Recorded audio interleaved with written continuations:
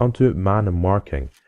Now, the majority of people don't actually do man marking. I relatively don't do it. I don't do it too often because I don't really see the point of it unless your players are fully fit. They usually don't stay with their players. So, for example, Alex Mamadou would probably be marking Anelka and Vucinic 1-for-1, and it works in context. It works perfectly for offline gaming. You can mark players out of the game and things like that. But when, for example, when I was playing Juventus in the Champions League final as Celtic, I had to man mark Juando Asamoah and man mark Pirlo with Commons. Now Commons was a left midfielder at the time, so Commons had to keep running in field, but it works perfectly because it allows Commons to get forward as well as mark Pirlo, and it works.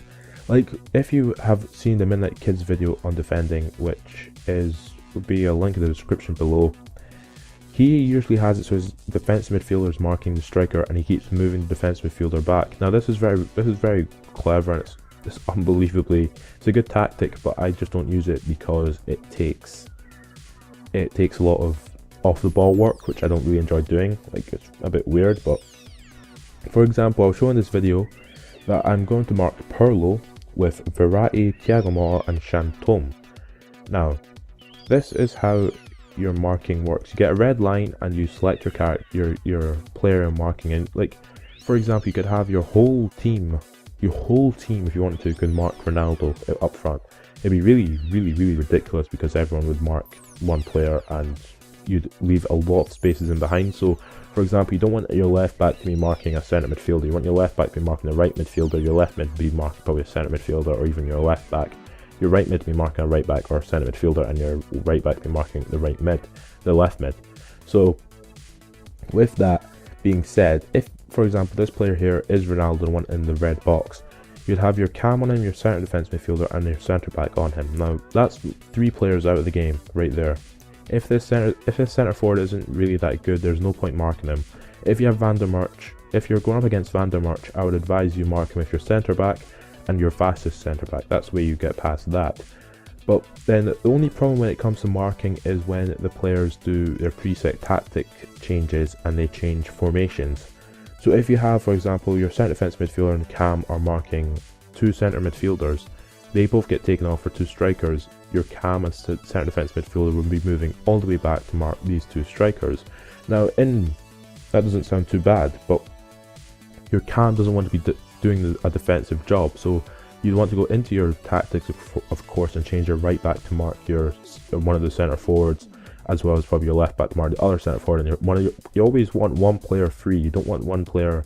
You don't want 2 players on one guy if it's not necessary. If it's unnecessary, there's no point in doing it. You always want a player free so that he can roam and do his own defensive AI job without needing any help from you.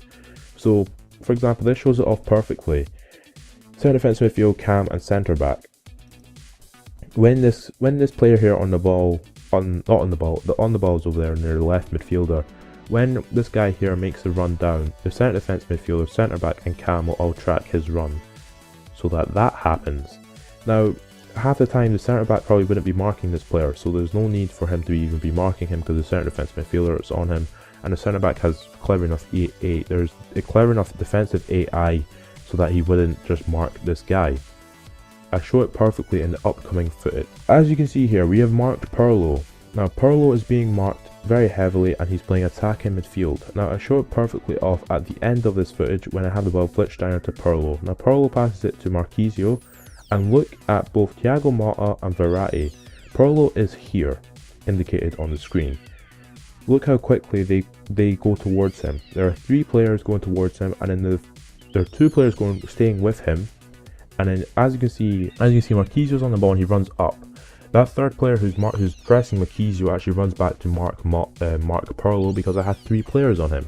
Now of course in a real life situation I wouldn't have 3 players on Pirlo unless you're Spain against Italy in the Euros, in the European Championship final,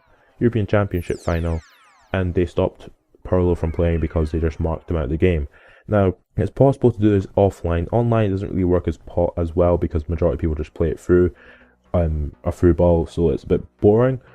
But when you're playing a proper player, marking is very, very, very useful, and keeping that defensive line low by moving players back is very useful as well. So on to the work rates. Now, if you look in the bottom left hand corner, if you press L2 and up on the directional pad, or L2 and down on the directional pad, or LB and down or up, there'll be an image showing off what you do in terms of how to change your work rate. If you look in the bottom left hand corner, okay, when Jalé picks the ball up, as you see, that is the default work rate. So some players want to get forward, the attacking players want to get forward, and defensive players want to stay back. When I get it over to Thiago Motta here on the ball, I move up to the next one. Now the next one, as you can see, some of the players want to get forward. Jalé starting to get more forward, and if you look at the screen now with Menez on the ball, there are 1, 2, 3, 4, 5, 6, 7 players, nearly 8 players in the Juventus is defensive half. Now, the advantage of this is that when you go full out attack, majority of players don't really want to go forward. So if you give away a corner, here's the corner given away here.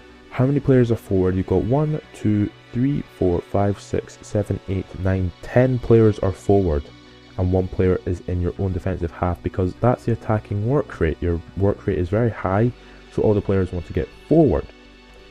Now it works the other way around, of course, when you want to play defensive football and you want to have a lot more players back instead of going all of them going forward. As you can see, here is probably the best part. When you're 1-0 down, okay, I own goaled it, so at 1-0 down, Juventus are 1-0 up. Verratti on the ball plays the ball to Markcoos, and this is on full out attack, so everyone is wanting to go forward to go and get those goals, even though it's full out attacking work rate, so all the players want to go forward and hardly anyone wants to stay back. So eventually we make it ultra defensive. Now it's been changed to ultra defensive. As you can see, the likes of Verratti, Chantôme and Thiago Motta don't want to get forward, they all want to stay back. Maxwell still providing the width on the left hand side, but all the players stay back. When it comes to a corner kick, all the players will stay back, and the likes of that. So that's there will be a animation on the screen showing it off how to actually do this. But yeah, that's probably been the end of my tactics video. This is a lot of extra work here. I'm just doing it because the majority of people don't actually understand how to use the tactics properly, and this is just a little information video. So yeah, if you have enjoyed this series, subscribe to my channel for more. I catch you later.